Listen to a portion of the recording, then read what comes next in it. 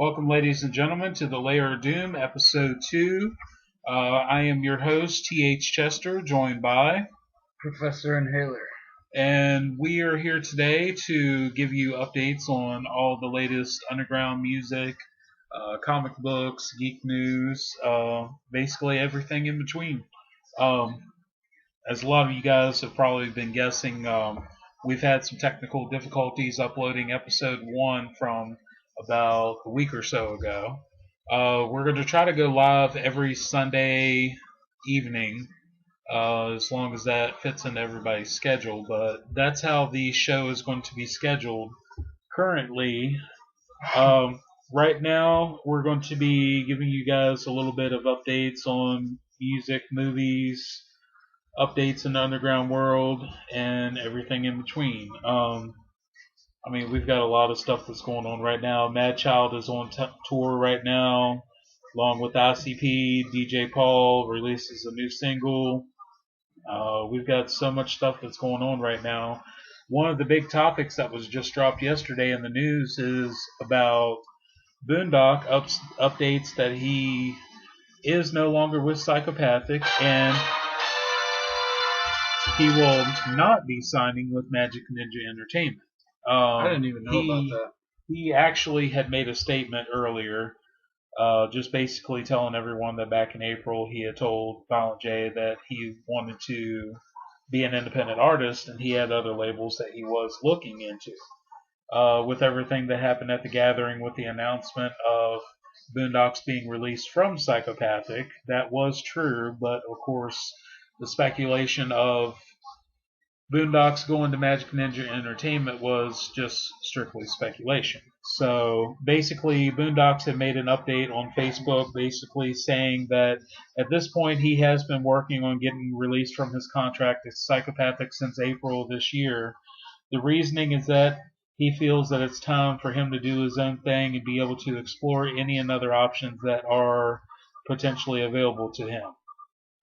He is forever grateful of Psychopathic Records and everything they have done for him, and they gave him such an opportunity that he cannot express it enough how much he appreciates it. At the time, he has not signed and nor in any negotiations to sign with any other label at the time and never was. The speculation about being with Magic Ninja Entertainment was just that, speculation. So that was confirmed from Boondocks yesterday. Anything that happens for Boondocks, he's got the connections with basically anybody that he wants to in the underground. He's, But is he going to keep the name Boondocks? Well, I think that he wants to go back to Turncoat Dirty, and that's what everybody remembers him as. Right. And I don't know. See, that was the step that he was trying to take when he was with Underground Avengers. Right. Is that he wanted to go by Turncoat Dirty. He actually made up an all-new Twitter account as well for Turncoat Dirty. And then, it was like the fans were all confused. They didn't know whether to follow him. I didn't really follow that. I didn't pay a whole lot of attention to it. But yeah. Yeah, Twitter's still kind of new to me myself with all the promotions and everything, especially with underground music. Well, we thought a bunch of drama was going to go down with the... Well, at first Jay was saying that Twisted wanted a public apology, and then he talked about the phone call, and then he announced that, they are going to do the Wizard of the Hood show and be at the gathering. I thought that was really dope. Yeah. Like, well, the thing is that if we lose Twisted altogether, not only will we not have Twisted at the gathering, we won't have Psychopathic Riders, we won't have Dark Lotus, which at this time currently, after they've released their last LP, was it Mud, Water, Air and Blood? Air and Blood? Yeah. Okay. That was one title I still haven't gotten down yet, and I feel so bad for not knowing it, but I actually got a copy of it. I got a copy of it on my flash drive now, and I've been playing it through my stereo in the car, and I gotta say, it's a magical album. It really is. I listened to it probably the whole way home from the gathering last year. Yeah. It was pretty sick. I loved it, like the sound, everything. But I think what it all boils down to is that, Twisted was tied in with so much psychopathic stuff as far as from the point in time when they were signed to the point in time when they left Psychopathic Records that they've had their foot in so much stuff that if we lost Twisted, we would literally lose Psychopathic Riders, we would lose Dark Lotus. We wouldn't be able to do the Wizard of the Hood, live. But I mean, hell, what was that? 8 different feature tracks on there was Twisted. Well, yeah, but they were on everything. They're still gonna do that shit. I mean, and I'm glad that Psychopathic and Twisted has basically put their past behind them. Yeah. I think that's the way it should be. Everybody needs to be more of a professional artist when you go to work with another artist like that. So what's this I'm hearing about Madchild's last track being on Prozac's new album? This was actually news that I had heard off of Facebook. It was an update from Prozac, and it was a video interview with Madchild claiming that this was going to be one of his last collaboration tracks. And I don't really know what this means as far as Madchild's career or anything, but if he's looking to take a break, but I know that he has the Battle Axe Warriors that he's doing right now. I've gotten a lot of connections with that with Jonathan McCoy. Right. He's one of their members as well. But yeah, I'd love to be able to see some more stuff from Madchild because a lot of his new stuff that he's released, along with the new album, was it Silver Tongue? I believe so. I've heard a couple of the tracks off there. I mean, he's got some good tracks. He produces all his own stuff. Everything sounds good. I mean, we've got so much stuff that we have in underground news right now. The have-nots, like, when do you... I haven't heard, like, when they're supposed to drop anything. I know they've been in the studio. Yeah, they've had a couple posts on the Psychopathic Radio. We've kept up with that quite a bit here lately. I'm interested in that, though, because I'm a fan of all of them. Yeah. I think it's dope. Yeah. But yeah, there's a lot of stuff that's going on. Today is actually coincidentally Back to the Future Day, and also the 15-year anniversary show for Twisted's Freak Show. They're going to be performing that tonight along with the Ritz and Whitney Payton in Philadelphia tonight. I believe tickets are $30 at the door, $25 in advance. I've been hearing that this show is going to sell out, and I really hope that does because, I mean, Freak Show was such a magnificent release for Twisted as far as, them proving themselves that they are worthy to be one of the top-ranked artists with Psychopathic at the time. Right. And,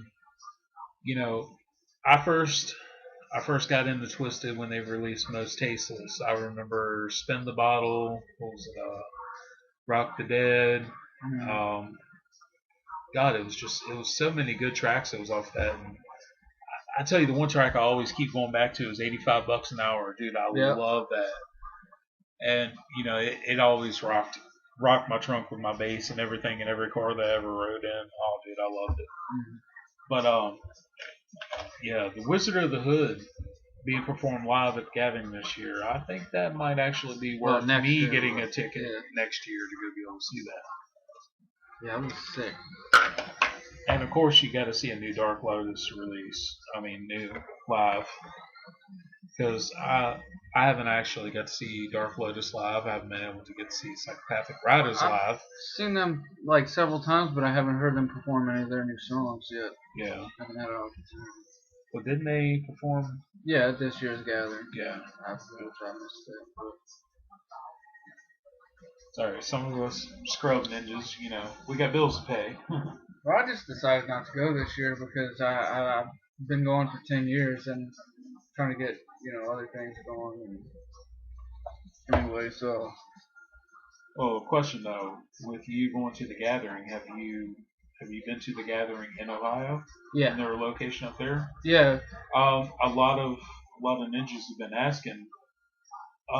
Basically, we want to know, in the Juggalo's opinion, what's been the best spot for the gathering? Has it been Cave and Rock, or has it See, been Ohio? I really like Cave and Rock, but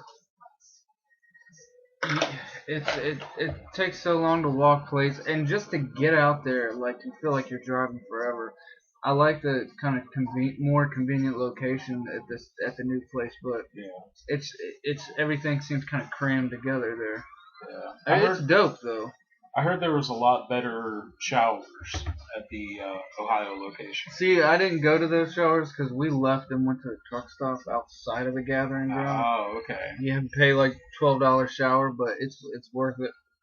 Shoot. Hell, anytime at the gathering with all the dust and the dirt and God, I mean, hell, you're basically fucking in the bathroom. Yeah, I know. Just I don't know. I've seen so many sketchy videos of these little outdoor showers that people have got, and people are coming out with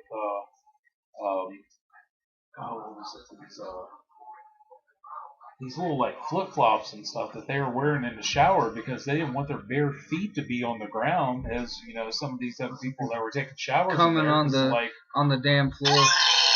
Oh God, that's freaking disgusting. Yeah. Oh, I don't want to come out and have my little black feet, so. Yeah, it's really hard to shower. But yeah, they just basically said that the waters were like, it was like a dark brown, like muddy water that was in the showers, and I'm just like, hell no, I'll take $12 and I'll take a shower in the Four Seasons or something, even if it's for 5 minutes. Nasty ass drawers on the bottom of the shower. It's like one of the things I hated the most, like when I used to go down to the beach, and I used to go get the beachfront hotels that had the hot tubs and jacuzzis. And you go to get in there, and everything was good until your feet hit the floor. And it was from where all the people had came through the day before, and they had basically just gotten out of the ocean. Their sandy feet had gotten into the hot tub, and now they got like a layer of sand on the bottom of the damn jacuzzi. Yeah. Fuck that shit. Yeah. That's pretty sick. So we're gonna talk about these new movies. Yeah, we got some new movie releases. I'm wondering, like, I haven't heard a lot about the new story for the new Halloween movie, but I know one of the main characters is supposed to be an 18-year-old kid of one of Michael Myers' murder victims. Oh, really? Yeah. See, but I'm excited. And the writer of the Saw movies and the director of The Collector. Have you ever seen The Collector? Yeah, The Collector. He's the one doing the new film, not Rob Zombie.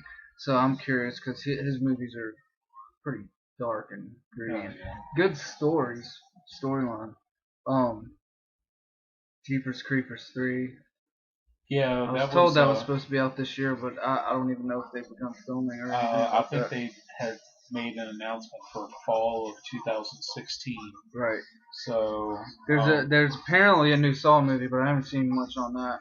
I just heard about it. I saw like a flyer or something, which could be fan made, but I believe that there is actually a new Saw movie coming out. Yeah, and I mean I would like to be able to see a good final closure to the. It's not even a trilogy anymore. Jesus, it's done had 7 sequels, so.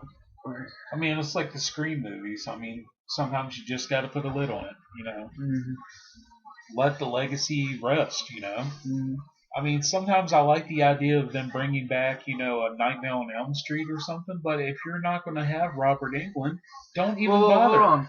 That actor, I can't remember his name, but he played Rorschach on The Watchmen. Yes, on The Watchmen. He did play a good Freddy. He was. I don't a good care Freddy, what anybody says. That was a good Freddy. Fucking Freddy Krueger looked like a fucking burnt frog in that damn movie. It was just a different look. Like I thought it was kind of creepy. See, he had the fucked up eyeball. Yeah. I mean, see, I'm the old school Freddy Krueger. I'm old school too, yeah. But like if something's done well, I can't knock on it. Like, I love for the fact that the first Nightmare on Elm Street was the debut of Johnny Depp in the movies. Yeah. You know, he played as Nancy's boyfriend. And it was so awesome to see him go from 21 Jump Street to that. But, yeah, just the old Nightmare on Elm Street, man, dude. Fucking Freddy Krueger, you can't mess with, dude. Yeah. And it's just, to be able to try to get a legacy reborn in someone else's eyes, not even with the same actors. You know, I mean, you're going to be taking chances, and you know, us as hardcore fans, you know, we respectably want to be able to see something turn out in our image the way we see it. Mm. So, well, I mean, hell, even with the Punisher, how many people have played the Punisher now? We've had Dolph Lundgren, Lurgan, sure. Lurgan. I can't remember the other two guys' names, but the newest Punisher Warzone was the one that I thought was closer to the comics, like, and it was sick. Like I just liked the grittiness of it. It was fucking dark, gory. Which the other I guess was too, but I don't know. It was Thomas. Oh god, I can't remember his name now. But so the visit. When does the visit come out? The visit is actually supposed to be out now. I'd say I can't remember. That was kind of, what was that, like horror comedy? I guess. Yeah, no, not necessarily. It's like what I got out of the trailer was it's basically a bunch of grandkids go over to their grandparents' house and it's like they get put to bed, but then they're told once they're put to bed they cannot leave their room, and then they find out, I guess, some deep dark secrets about their grandparents and another life that they're living. So, right. Something very very cool. So. But yeah, I mean, I'd be interested in checking it out. I mean, it looks pretty entertaining, but I mean, they've not run out of so many good ideas for horror Crimson movies. Peak looks dope though. Crimson Peak, yeah, that looks sick. I think, what does that come out like this weekend? I believe so. Yeah, I believe that's out already. Let's see, the 23rd. That's the 23rd. See, that's Friday, right? Yeah, that's this Friday. Alright, so this Friday we've got Steve Jobs being released. That's like the third or fourth Steve Jobs movie. Yeah. The one that Ashton Kutcher played was pretty good. Yeah. I'm not a big fan. But this one here has got Seth Rogen in it, so we're going to give it a shot. Well, he plays along with Jeff Daniels and of course Kate Winslet. But Seth Rogen, the guy that he's playing, I forgot. He's the co-creator. Oh, Michael Fassbender. No, I'm talking about who Seth Rogen is playing as. Oh, okay. I forgot his name. He's famous. Why can't I think of it?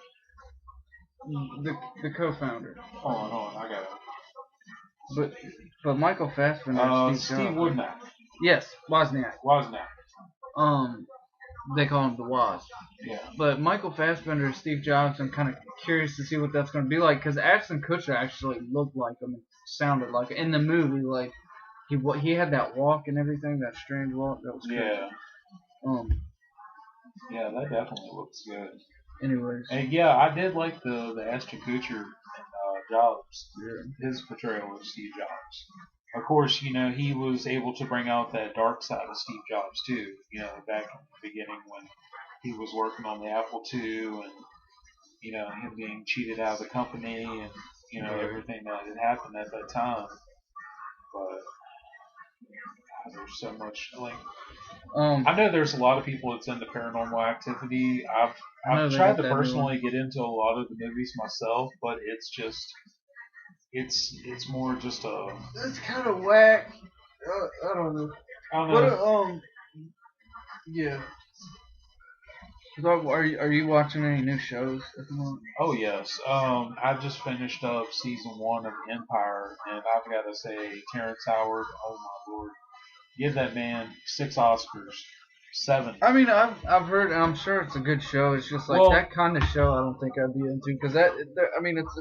The thing is that the show revolves around a family business of being a musical empire, and it's called Empire Records. And basically, he has 3 sons, 2 of which are big, famous singers. One's more R&B. Turns out to be gay. The other kid is a 16-year-old rapper who basically has like the image of like Drake and the attitude of like Lil Wayne.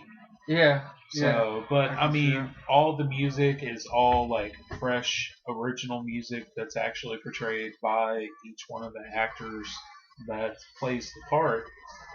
And they actually released the soundtrack to each episode on iTunes the same night that the first episode releases. So they've got a multi-contract with iTunes that whatever music is being made on the show is actually being sold as a product in real life.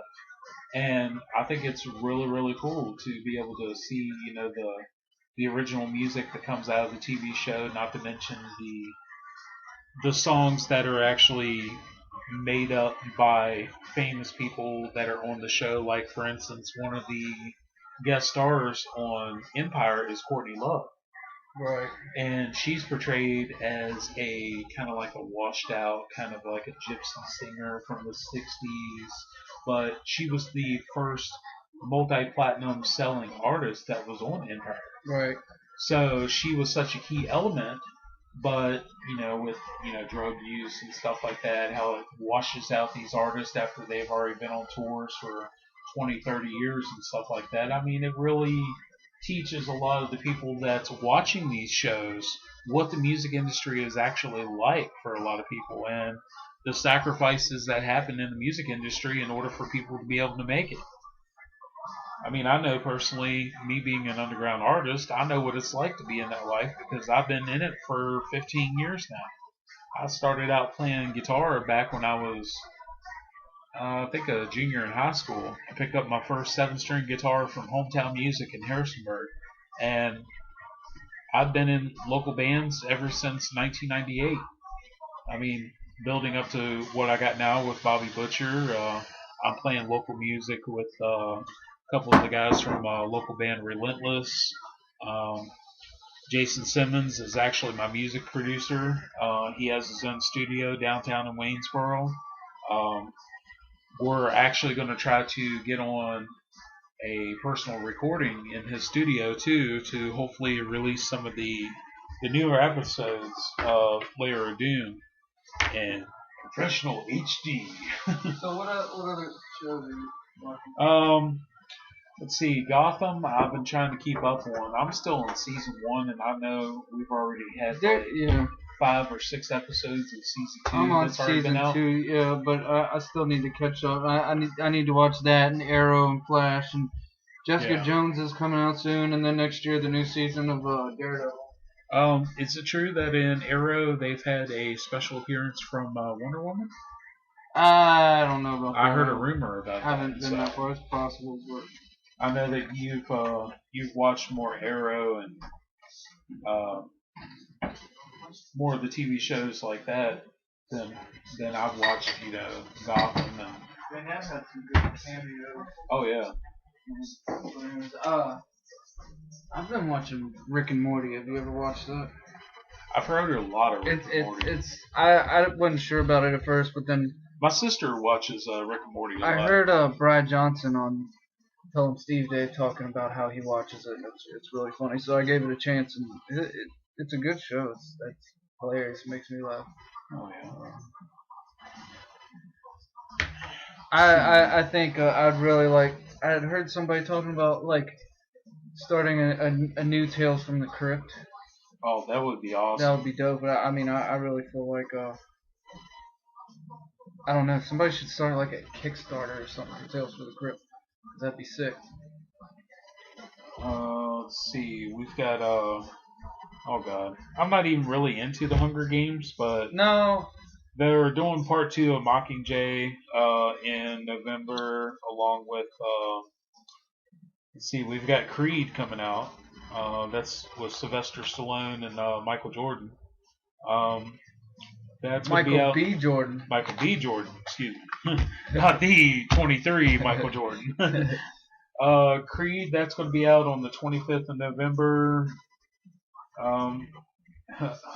A very Merry Christmas with Bill Murray, George Clooney, Miley Cyrus, Rashida Jones. That should be pretty good. Star Wars, The Force Awakens comes out trailer, in 18th. That new trailer looked like December 18th. It gave me chills. Like I can't wait to see that. Yeah. It's gonna be so sick. I think the one thing that stands out the most about the new trailer for The Force Awakens is the amazing soundtrack that just reminds you of the old school. Just it really makes you proud to be a Star Wars fan. Yeah. So I mean, I think Mark Hamill. Oh my lord, Just Carrie Fisher, Adam Driver, of course Harrison Ford. Oh my God, Harrison Ford. So what is it? Ralph Norman says he can't. I can't do that fucking impression. We can't do it like.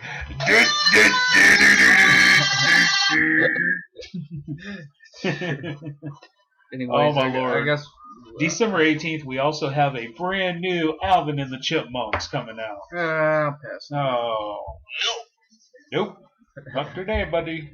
Point Break was a big movie in the 90s. Yes! Featured Keanu Reeves, along with a lot of other big actors. I can't remember. It's actually being brought back to life in a new remake of Point Break that's going to be out on December 25th, on Christmas Day. Basically, the storyline of the movie revolves around an FBI agent that's infiltrates a extreme sports athlete team that basically was sent in undercover to basically check these guys out because they're actually like robbing banks and stuff like that. And this was actually the remake of a Point Break from 1991. And I personally remember this movie when I was growing up, and it was, dude, it blew me away. And I'm definitely be interested in seeing what the new remake is going to be like. Right.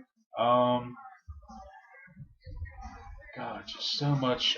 Deadpool. Oh my God, I can't wait for Deadpool. Yeah, we already know. Like that's just, you don't even have to talk about that. Just watch the trailer. Trust me, man. That'll come out for another 3 months, and I've already got the day off to go see it when it's released. Longer than that, isn't it? No, it's in January. March. March, yeah, they've got a lot longer than 3 months. Still in October, sir. Oh, so, God, I'm still thinking. Maybe about 5. Walmart keeps fucking me up because Walmart keeps showing all these goddamn freaking Christmas lights in freaking October, and I'm like, damn it, y'all haven't even put out Halloween decorations yet. This is why you stay the fuck away from Walmart. I know.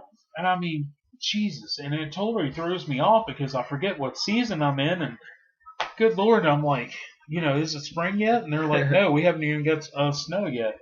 Shit. Anyways. But yeah, Kung Fu Panda 3. Oh my lord. Jack Black, Angelina Jolie, Dustin Hoffman, Jackie Chan. Oh yes, Jackie Chan. Oh that's yes. Incredibly racist, sir. Oh no. No, forget y'all. Anyways, but yeah, I mean, we could keep going with the movies, but we got to be able to say something for next episode. Yeah. So, hopefully we'll have Nolan and Von Dad back here. Dangerstein? Yeah. Or Dangerfield? Dangerfield? Or Dr. Von Dad, whatever he wants whatever to go by. He wants to go by. It doesn't even matter. Guys, I just want to close up with this by saying 20-year anniversary of Korn. I literally sat down last night and I watched the anniversary show that was actually in Philadelphia, the show that I actually missed. Oh my God, just from beginning to end, it was an emotional roller coaster to be able to go back 20 years and see, the emotional side of Korn being brought back to life again. Because I'm like one of the biggest fan Korns, I swear. I mean, since I heard, Sheets and Ladders on 98 Rock back in, I think it was 95, 96. And ever since then, I was hooked to them. I mean, even with the departure of David, and when Head had left and then came back, now they have Ray on drums and everything. But I mean, still, they just 20 years later, they still never cease to amaze me. And to be able to see that anniversary tour took place and was a great success, I'm happy. That's the highlight of my year. Freak Show 15-year anniversary. We got Korn's debut album was 20 years. Riddlebox was 20 albums. Yeah. 20 years. 20 years. Yeah. 20 years. Yeah. Yeah. I'll have to take a look because I know. The Hatchet Gear will have it for collector's edition. I gotta get on there and try to get that Quest for Shangri-La because Yes, there has been rumors that apparently the Quest for Shangri-La, yes, the board game. Well, don't tell everybody because I want to get that shit before everybody else. Well, I'm pretty sure they're going to have multiple copies of it, but right. But anyways, yes, apparently we still have the. Damn, I just went mind blank. It happens. Anywho, the Quest of Shangri-La, the board game, is back available on Hatchet Gear as we speak. If anybody wants to get involved in a tournament in Quest for Shangri-La, just anybody wants to get a tournament going, hit us up. We're ready. Anyway, so should we wrap this up? Yeah, let's go ahead and wrap this up. We want to let you guys know that we're going to try to get these podcasts up to date. Keep everything fresh. About once every week, we'll have an episode for you guys. If there's anything that you guys want to hear, any shout outs that you have, any requests, any topics, any movies, music, comic books, or anything that you want to talk or chat about, hit us up on the Facebook page for Lair Doom. Let us know what you want to hear, and we're going to go and we're going to let the fans speak for us and give us our topics and keep us all fresh and up to date. So until next time, we will be closing out by saying thank you for tuning in. This is T.H. Chester signing out. Peace out.